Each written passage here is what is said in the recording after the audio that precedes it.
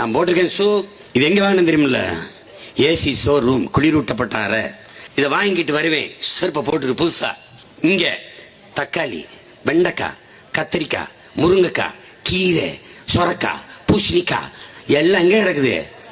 தெருவில். எது எங்க இருக்கணும்? இது அங்க இருக்கணும். இது எங்க இருக்கணும்? இங்க இருக்கணும். இதுதான் தலைகீழ் மாற்றம், முரண். இந்த மாதிரி செருப்பு புதுசு, ஏசி ரூம்ல வாங்கினது, அது தெருவில் கிடந்தது.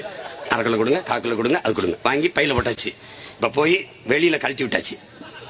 இது பேர் உள்ள போக மாட்டாரு, தெருவில் கிடந்தாரு, அவர் உள்ள போவாரு. அவர் உள்ள போய் கழுவி கிழுவி சமைச்சு வாய் வெளியே வயிற்றுக்குள்ள போயிருவார். அந்த ஏசி ரூம்ல இருந்து தெருவில் கிடப்பார். இப்போ தெருவில் கிடக்கிறவர் தெருவிலே கிடக்கணும், தெருவில் கிடக்கிறவர் அந்த இடத்துக்கு போகணும். அது எப்ப நடக்கும்னா உங்க மகன் முதலமைச்சராகும் போது நடக்கும்.